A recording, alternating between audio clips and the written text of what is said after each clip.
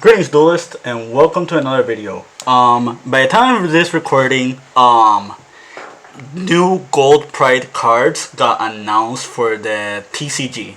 What I'm going to do today is I'm going to briefly go over like the new cards that got announced. I'm going to talk about the deck as a whole or the strategy as a whole before the new support, and how consistent and how viable the deck is, and the amount or level of flexibility that it has, and can it compete in the Yu-Gi-Oh! TCG current format or the future format that we're about to have. But without further ado, let's begin. If you remember the last video I made, or for those who have not tuned in beforehand, I did make a video prior. I spoke about Gold Pride, like with its current support, and the things that the deck lacked, like in terms of a strategy, and the things that could have made it better later on. As you can see, as you can see on the screen, this is the last deck list that I made. The number one purpose behind this deck list was just to see if the deck functioned as its own engine, and we arrived at two common conclusions. One conclusion is that the deck does have an identity, and the deck does have a win condition, and it does have cards that fulfill that win condition. However, the deck was not really consistent at what it wanted to do. It had a lot of inherent flaws, and despite the room for non-engine, it pretty much lacked a lot of power compared to decks that we already have in the current TCG. So what has changed?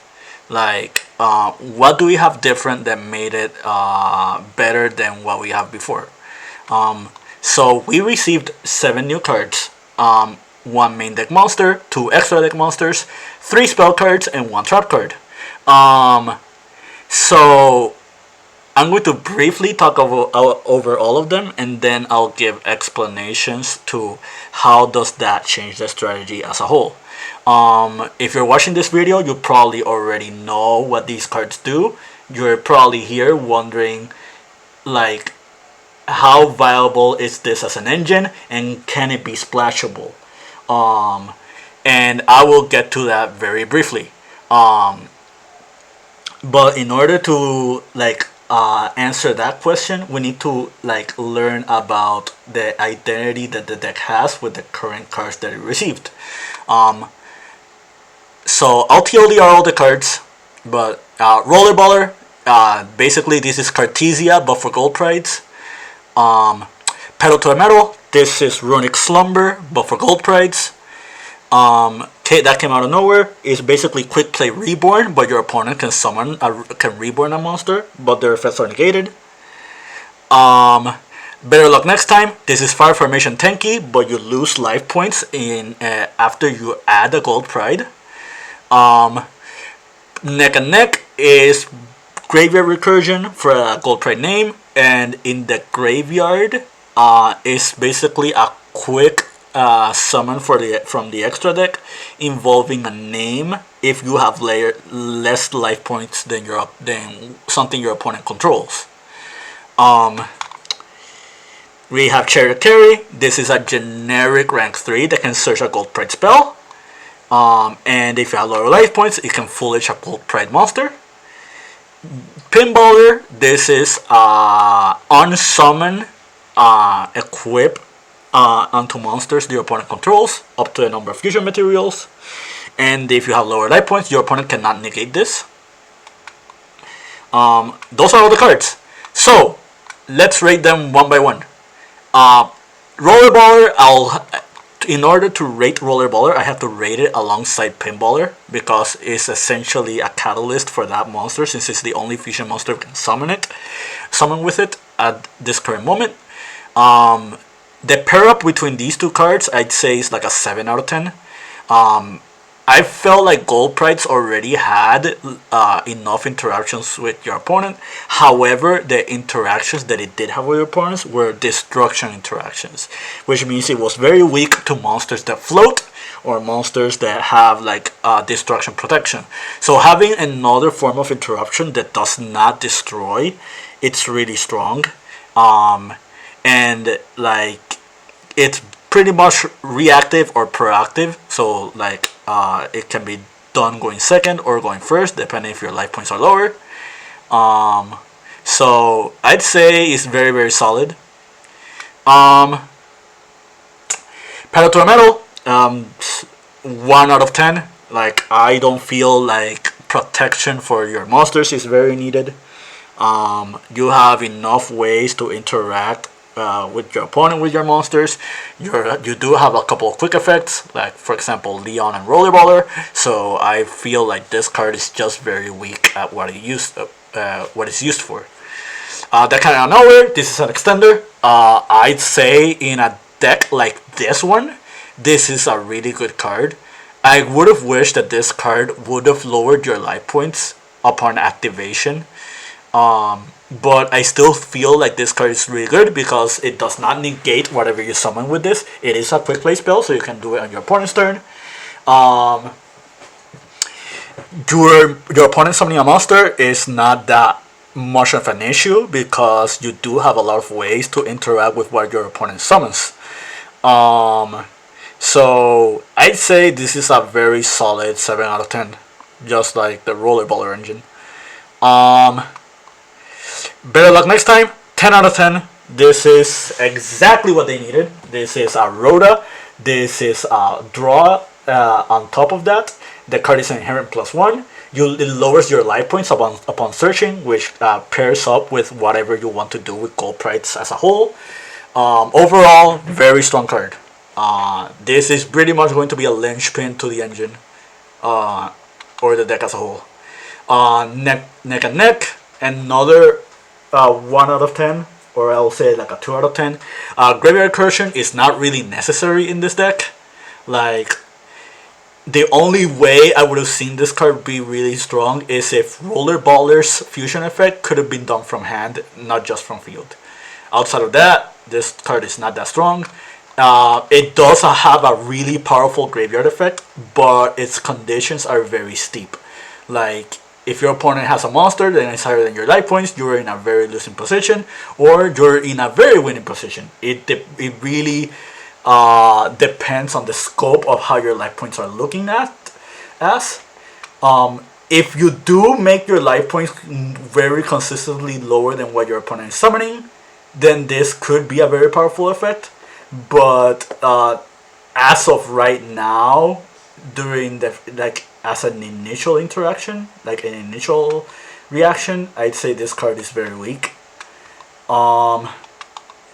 Chariot Carry. Just because of the existence of Better Luck Next Time, this card is already a 10 out of 10. This Searching for Crowd Goes Wild is also really good. If you already control another name. The fact that this is generic for level 3s, this is really, really strong because it means that there are a couple of engines that you can play that can make use out of summoning this. The fact that it tags out in the end phase is not a huge deal. In fact, it makes it so its synergy with Better Luck Next Time is really, really powerful. But yeah, I'm going to say an 8 out of 10. Just because it works well with Better Luck Next Time. If that card was not in the game, this card probably would have been like a 6 or 7 out of 10. But we have a couple of spells that you can search with this. You can also search for it out of nowhere, which is an extender for mid to late game. So this card is really good in that mid to late game scenario, as well as like the first turn scenario.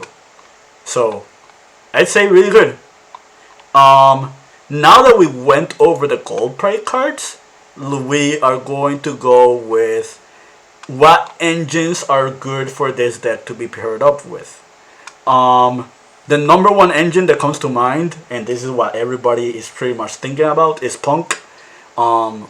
not only because you pay life points in order to like extend with their effects, but you have a myriad of extenders with them, and some of them are level 3, which means you can bridge yourself into the chariot carry, which will bridge yourself into the gold pride cards or the engine as a whole. Another engine that I want to talk about is A Hero Lives, which goes into the Vicious Astrode engine with Prisma and Vicious Starfrost. The reason I'm mentioning this option is because not only are you lowering your life points with this, but this can grab you any Scareclaw monster, and all the Scareclaw main deck monsters except for Reichhardt are level 3. Which means if you can manage to get to another level 3 extender alongside these, you can also bridge yourself into the chariot carry combo, but you're also lowering your life points. The same goes for Piri Raymap, because you can Piri Raymap into the format skipper, which also turns you into the pseudo Scareclaw engine. Ready Fusion alongside Instant Fusion, if you play level 3s like Fusionist, this also makes it very viable, because just of how powerful the interaction with Chariot Carry into like the Better Luck Next Time engine is. Another thing you can do with this is you can summon Theseus, and you can summon Alvain. Just mentioning tuners means that you can play different amount of synchro monsters, like it doesn't have to be the ones that are showing here, but it can be other ones, like for example, like Captain Carry with Theseus can make you Dragite, which is essentially a spell and trap negate. You can make like other ones, like for example Nitro Head plus Alvain can make Baron, which is just an Omni negate. I don't need to explain how strong Baron is, but just that was pretty much warranted a mention. The fact that Rollerballer is brought up in the Pinballer's name makes Fusion Deployment a possibility as a card that you can play for Rollerballer. The only huge downside of this is that you are locked into fusions, so you don't get to access your other Gold Pride cards if you do this. However, if we do end up getting other Gold Prides, or if you wish to use Gold Pride alongside a fusion strategy, for example a branded strategy, Despia strategy, or Shadow strategy, this is a possibility, this is an option. But yeah, let's see what other options we have. We have Destrudo, pretty much Ravine engine, just dump Destrudo.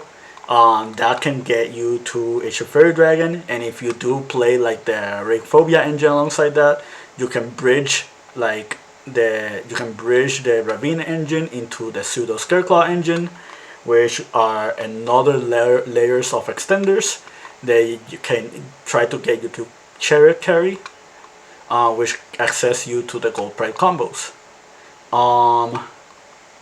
But yeah, I'm going to showcase you this pile right here that we have, just to show you like the possibilities with one card openings or two card openings that you can do with your deck. Like for example, we opened the Hero Lives, and we opened the level 3. So what we're gonna do here is a Hero Lives. We play half 5 life points. That goes into Prisma. Prisma dumps Visas because of Vicious Astrode. This becomes Visas, which becomes Lightheart. Lightheart grabs you Rakephobia, and Rakephobia can grab us a Scareclaw name, or it can grab us Reichhardt, which can grab us like the Arrival. But for the sake of explaining how the interaction with the Gold Prides, we're going to grab the Scareclaw. This is engraved. This is on board. We'll special this since we are adjacent to a Scareclaw, and we'll special carry since we have lower life points. Carry will grab us a trap card. We'll just grab this one. This makes Chariot Carry. Chariot Carry will trigger. This will grab you So since we have another gold prime name in our hand, we can grab Crowd Goes Wild, but the best option will be Better Luck Next Time. Since we have lower life points, we're going to Foolish. We're going to dump Nitro Head. We'll activate Better Luck Next Time, and this is going to grab us Pride Leon. We have lower life points, so we can special Roller Baller. We can special Leon. Leon triggers. This summons Nitro Head. And in the end phase, you spin this back to the extra deck. You special carry, assuming you play multiple copies. You already triggered carry, but Better Luck Next Time will net you a draw. So what do we have here? We have the Nitro Head, which is going to summon a token, and that can become an interruption or interaction depending on how your opponent plays alongside it. You have Pride Leon that can quick synchro into Star Leon. You have Roller Baller that can fuse into Pinballer, and you have 4 names on the board, so you can fuse for either 2, 3, or 4 names. If you use Star Leon, it will become 3 names if you want to use the Nitro Head. And this becomes another interaction. Take note, this Pride Leon can synchro summon into anything. It only requires the material to be gold prides. So another synergy with punks that we have is that you can summon Amazing Dragon with the Nitro Head. And if you have Psychics on the graveyard, then Amazing Dragon is another interruption as well.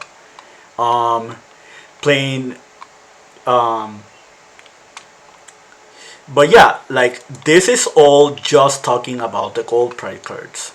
The reason I'm showing all of these engines is because this gives you a lot of room for flexibility for other strategies or other engines you want to incorporate alongside gold prides. The only card that Xeno locks you into the gold prides as of right now is Gold Pride Leon, and you can and it's for the rest of the turn. So as of right now, there's nothing that is really stopping you from like doing a myriad of interactions and playing a myriad of engines alongside gold prides. But however, the strong one or the best one would be with punks. So for the sake of simplicity, we're going to grab us Emergency Teleport just to like show the interaction that I mean. We're gonna put this on the top of the deck. You probably already know this interaction, but it's great to show it just for like curiosity's sake. So you're going to special Xiamen, you lose life.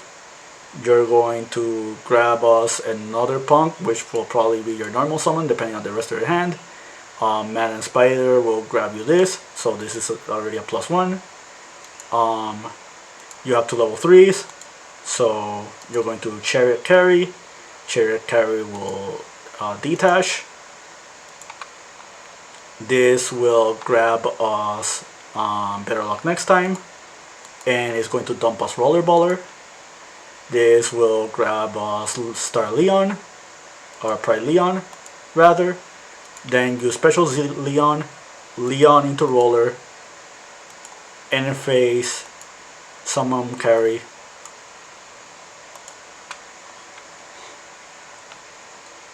And then carry will net us an add, and this will net us a draw. So let's add this to hand, and let's put this token as our draw. So one emergency teleport became 1, 2, 3, 4, 5, 6, 7 cards. That's really strong, because this card is not limited, and like just having a +7 out of one card, this does not Xeno lock you until you summon this. means that there is a lot of flexibility like with this engine. um, there are a lot of weaknesses, like you're not safe from Nibiru unless you find a way to summon something that can stop Nibiru. um, it's very very fragile, like you are relying on like Xiaomi to resolve.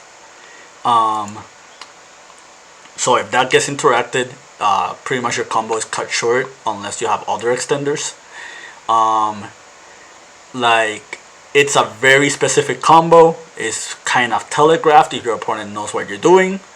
um, the advantages are very huge because the fact you have a lot of different cards that net you a lot of different lines and bridges between the archetypes uh, makes it really really strong if you want to play this like as an engine for other decks. Right now, the biggest challenge for Gold Pride would be deck building because there is a myriad of options, but there are a couple of cards that you are needing to play. And heading into next format, with Purelli and Super Heavy Samurais being like two really powerful decks. Also, Kashtira still being a very powerful deck, depending on how that card, that archetype is interactive with the next Forbidden Limited list, assuming Konami gives us one. Kind of tells you that it's still very very soon to tell how powerful Gold Pride will be. Um, but however, like I am very very hopeful for Gold Pride because the engine and the deck has an identity, and the fact that it has a very solid identity and it has like a powerful form of interaction, and there are a myriad of ways for you to interact with them, uh, gives us a lot of room for innovation. But until then, I hope you enjoyed this video. Stay tuned. Probably you'll see like other deck lists involving this. Maybe not just from me, but a lot of other different duelists. Keep practicing and keep dueling.